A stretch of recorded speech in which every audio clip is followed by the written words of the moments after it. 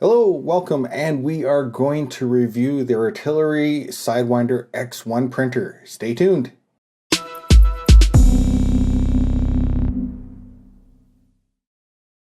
Don't forget to hit subscribe below and make sure that you leave any comments, questions, or queries you have in the comments below as well. I got the Artillery Sidewinder X1 through 3D Print Club, which is at 3dpc.tech.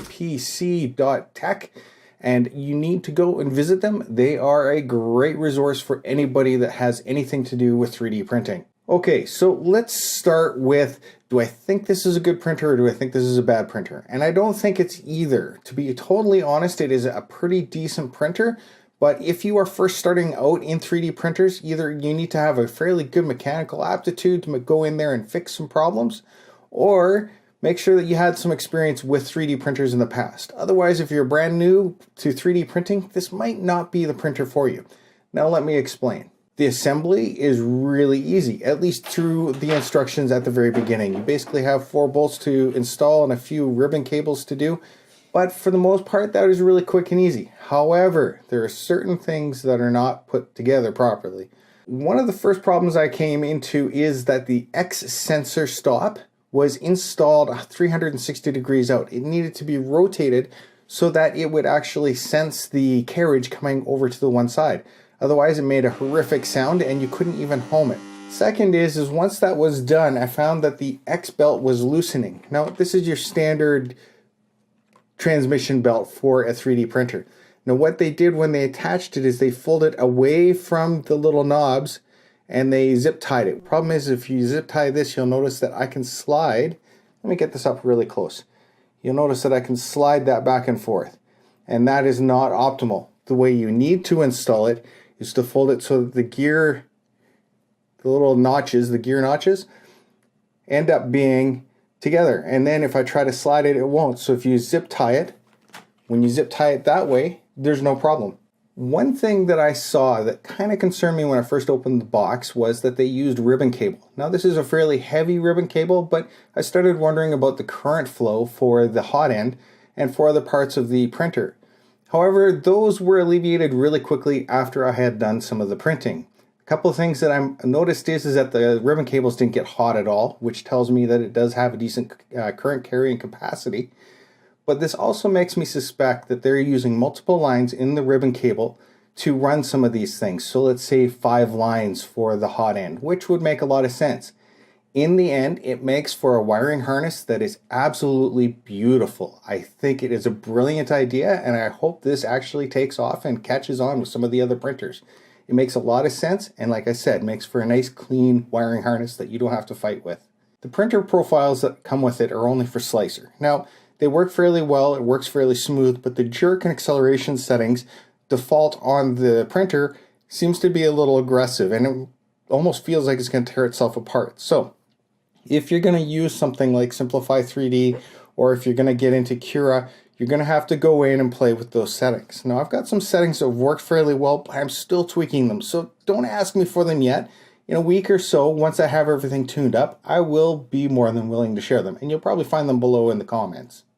Now, you'll notice here that I tried the power out, and the power out did work. However, you'll notice the print was shifted to one side.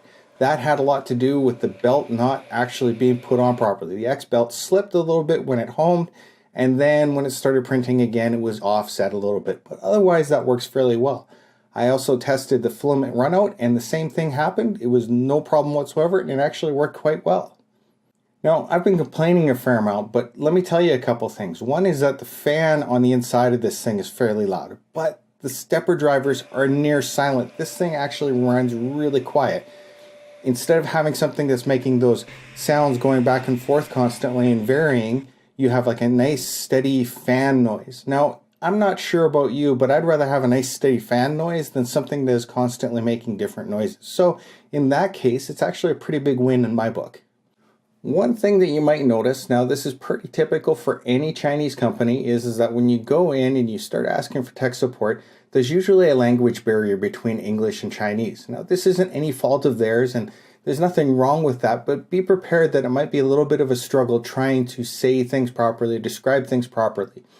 However, every time that I've actually tried to get on there, and granted they gave me a review unit, so they're going to pay a little more attention to me, is I got responses really fast. Even through Chinese New Year's, they were actually getting a hold of me and asking me if there was anything they could do to help out. So I'll definitely give them a thumbs up for that. But there generally is a lack of understanding given the language barrier. Hopefully that can be worked out and maybe they'll get a better English speaker in-house. But for the most part, I've managed to get the things I needed solved through the channels that we currently have. Another thing I like is the fact that there is a direct drive for filaments. This means that a lot of the flexible filaments that you can't do through a Bowden can be done on this printer. So in summary is that this printer, as far as the hardware and everything goes, is quite solid and I really like it. I think it has a lot of potential. However, the quality assurance that they have on their factory line before they release these needs to be taken into account. They need somebody to inspect them and make sure that the belts are installed properly, that the connections are installed properly, the connector and the connector pins are installed properly, and those sorts of things. Even a sensor that was put 180 degrees out. These things, yes, they happen, but I suspect they happen more often than not with this company because of what I've seen on the Facebook forums. For those that have a mechanical aptitude, or they have played with printers before, this is a pretty decent printer. For the cost, I think you'd be doing really good for yourself. Just like any other printer, maybe some TL smoothers, a different hot end, but for the most part, out of the box, it makes some pretty decent prints. So I would say this is probably a good 7 out of 10 printer in my books, and to be honest, it is now kind of the workhorse that I'm using constantly in my workshop.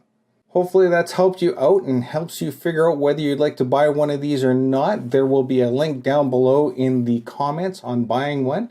And all things being said, that will be an affiliate link for me. So if you buy off of that, I will receive a little bit of a kickback. And it would be much appreciated so I can make more of these videos. Don't forget to hit subscribe and leave any comments or queries you have below. Also, one last thank to the 3D Printing Club for arranging for me to get this printer, and you guys have a great day.